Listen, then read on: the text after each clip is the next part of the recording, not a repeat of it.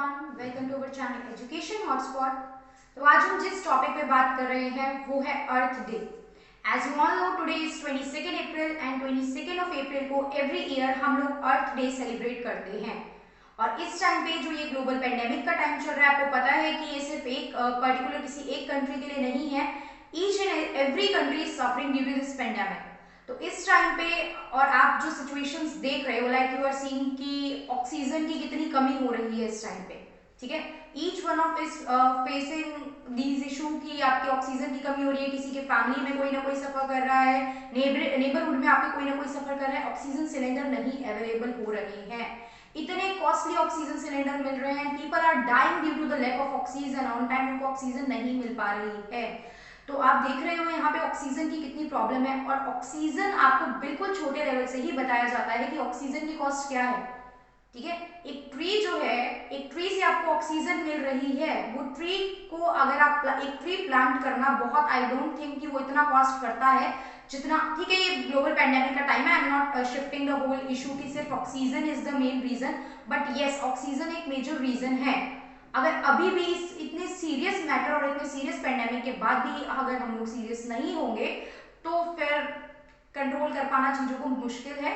तो अभी से हमें सीरियस हो जाना चाहिए। इसी कुछ आइडियोलॉजी के साथ ये एनवायरमेंट डे जो है वो सेलिब्रेट करना शुरू किया गया था।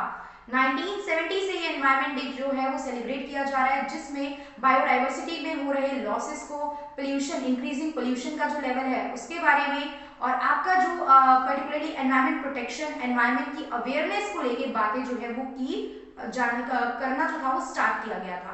कब से ये स्टार्ट किया गया था? 22 अप्रैल 1970 से स्टार्ट किया गया था। देखिए एनवायरमेंट जो एज अ मैटर था ना, एनवायरमेंट के कंसर्न, वो उसी टाइम से स्टार्ट हुए थे इवॉल्व होना। हुआ क्या था 1969 के टाइम पे सांता बारबरा, कैलिफोर्निया में जो प्लेस है, वहां सांता बारबरा में क्या हुआ था, ऑयल स्पिल हुआ था, ठीक है। वहां पे ऑयल स्पिल हुआ था, तेल का रिसाव हुआ था, जिसकी वजह से बहुत मासिव डिस्ट्रक्शन हुआ था। एंड उसके बाद ये मैटर जो था उसको एड्रेस करना, उसको फ्रंट लाइन में लाना बहुत ज्यादा जरूरी हो गया था। तो मिलियंस ऑफ पीपल जो थे, जो एनवायरमेंट प्रोटेक्शन की बात कर रहे थे, वो अमेरिका में इकट्ठा हुए थे। और उसके बाद से यहाँ पे 22 अप्रैल 1970 से ये डे जो है वो सेलिब्रेट किया जा रहा है। और किसने, अगर बेसिकली आइडियोलॉजी की बात की जाए तो कौन से पर्सन है? गैरोल्ड नेल्सन वाज द पर्सन जो इस आइडियोलॉजी के बिहाइंड है। क्या नाम है पर्सन का? गैरोल्ड नेल्सन वाज द पर्सन। अब क्वेश्चन अराइज, व्हाई 22 अप्रैल? सिर्फ 22 अप्रैल क्यों, कोई और डेट क्यों नहीं? इसके लिए हमने जो थी वो चूज करी। तो there was a person name Julian Canning नाम के एक पर्सन थे। जूलियन कैनिंग नाम के एक पर्सन थे। 1969 में उन्होंने ये टर्म कॉइन किया था अर्थ डे, कि हम अर्थ डे सेलिब्रेट करेंगे, जिसपे हम एनवायरमेंट से related matter, destruction, biodiversity loss, इस सब बारे में बात करेंगे। तो ये 22 अप्रैल क्यों जूलियन कैनिंग ने दिया था। और जूलियन कैनिंग का जो बर्थडे है वो 22 अप्रैल को आता है। दैट्स व्हाई उनके बर्थडे को और उनकी इंपॉर्टेंस को याद रखने के लिए हमने 22 अप्रैल को अर्थ डे डिक्लेयर करा। और तब से 22 अप्रैल से लेके आज तक हम लोग ये अर्थ डे सेलिब्रेट कर रहे हैं। एवरी ईयर होने वाला एक इवेंट है, हर साल होता है, इसकी पर्टिकुलर कोई ना कोई थीम होती है, ठीक है। अच्छा, एनवायरमेंट का एक सिंबल होता है, अगर आप लोग ऑब्जर्व करोगे तो ई और ओ मिक्स करके उस सिंबल को बनाया गया है, where E stand for environment and O stand for organism.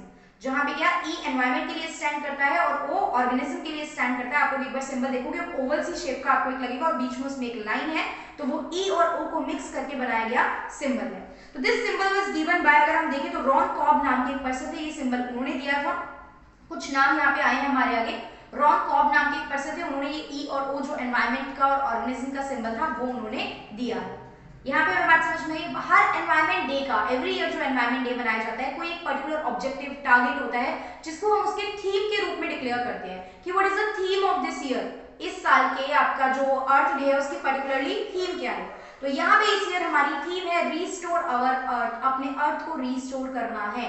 आप लोग भी अब तक काफी चीजें पढ़ के आए हो, अर्थ पे जो नेगेटिव इंपैक्ट पड़ते हैं, ठीक है, ग्लोबल वार्मिंग का, ओजोन का, although due to this pandemic की वजह से क्या चीजें जो हुई हैं कम हुई हैं, पोल्यूशन जो हुआ है कम हुआ है, चीजें कम हमें देखने को मिली है, नेगेटिव नुकसान बहुत हुआ है, इकोनॉमी वाइज नुकसान बहुत हुआ है, ट्रेड कम हुआ है, मैन्युफैक्चरिंग कम हुई है, बट एक प्लस पॉइंट देखा जाए तो यस पोल्यूशन भी कम हुआ है।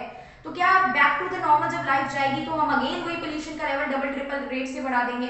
सो गाइस, इस बार चीजें हमारे हाथ में है, it's you and me who can control this thing. छोटी छोटी चीजें आप देखते हो अवेयरनेस के लिए ऐड लाई जाती है, लाइक इलेक्ट्रिसिटी को लेके एक ऐड आया था कि कमरे से बाहर जब भी निकले स्विच जो है लाइट का आप ऑफ करके निकले, पानी के टैप को आप जब ब्रश कर, छोटी छोटी चीजें थी, ब्रश कर रहे हो तो आप पानी के टैप को उस टाइम पे बंद कर दीजिए, वो एक्स्ट्रा वेस्टेज नहीं होनी चाहिए।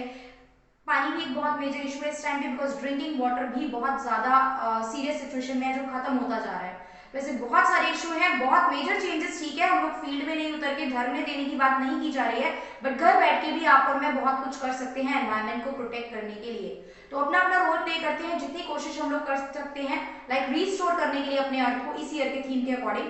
2020 का जो थीम था वो क्लाइमेट एक्शंस था, इस साल का थीम है रीस्टोर अवर अर्थ। तो घर बैठ के आप और मैं जितना अपने अर्थ के लिए कर सकते हैं, देखिए अर्थ को आपकी जरूरत उतनी नहीं है जितनी हमें अर्थ की जरूरत है, ठीक है। अगर हम लोग अपना बहुत मीन होकर रिसोर्सेज का यूज करते रहेंगे ना, तो अर्थ बहुत, वो दिन बहुत दूर नहीं है जब हमारी एंड जो है सब लाइफ जो है वो बिल्कुल एंड हो जाएगी। गांधी जी ने एक बहुत फेमस बात बोली थी, आप लोगों ने सुनी भी होगी ये बात, कि अर्थ पे इतना कुछ है कि वो सबकी जरूरतों को पूरा कर सकती है। अर्थ के पास इतने रिसोर्सेज हैं that can fulfil the needs of each and every person, but it can not fulfil the greed of any person. ये किसी का भी लालच नहीं फुलफिल कर सकती है, ठीक है। अगर आप लालच दिखाओगे, आजकल तो नॉर्मल, अगर छोटा सा एग्जांपल है ना, लोग होता है कि लैंड हम इतनी ज्यादा ऑक्यूपाई कर लेंगे, यहाँ पे ये बना लेंगे वो बना लेंगे, बट अगर आप ठीक है आप डेवलपमेंट के वे से आप कुछ चीज कर भी रहे हो तो वहीं प्लांटेशन पे भी ध्यान दो, एफॉरेस्टेशन पे भी ध्यान दो, बिजली बचाने पे भी ध्यान दो, सेविंग वाटर सेविंग पे भी ध्यान दो, क्लीन एंड जो है क्लीन फ्यूलिंग पे ध्यान दो, ठीक है, सोलर एनर्जी, विंड एनर्जी, ये सब चीजों पे हम थोड़ा फोकस करके चीजों को बेटर कर सकते हैं। मैं बहुत बड़ी बड़ी बातें नहीं कर रही हूँ, ठीक है, लेकिन आपके और मेरे पार्ट पे जो बेसिक चीजें की जा सकती है लाइक बिजली बचाना, पानी बचाना, पेड़ लगाना, ये सब काम हम लोग कर सकते हैं। सो इट्स आवर अर्थ, हमारी अर्थ है, हम अपना मानेंगे तब वो हमें इतने ही प्यार से एक्सेप्ट करेगी। सो लेट्स जस्ट मतलब एक अपने आप से एक वादा करो, ठीक है, अपने आप से एक वादा करो कि हम लोग इस अपकमिंग ईयर में कुछ ना कुछ अपने अर्थ के लिए, वीकली आप कोशिश करो, रोज कुछ नहीं कर पाते हो, छोटी छोटी चीजें हम लोग करेंगे जिससे कि हम अर्थ के लिए, अर्थ की पॉजिटिविटी के लिए कुछ ना कुछ कंट्रीब्यूट कर पाए। So very happy Earth Day to all of you. And जैसा कि इस डे का मोटिव है, मैंने कोशिश की है कि आप लोगों तक एक अवेयरनेस, एक एजुकेशन थोड़ी सी फैलाऊं चीजों को लेके, एंड आप लोग भी कोशिश कीजिए, आप लोग भी आगे कुछ लोगों को ये बात सिखाएं और उसको इम्प्लीमेंट भी करें।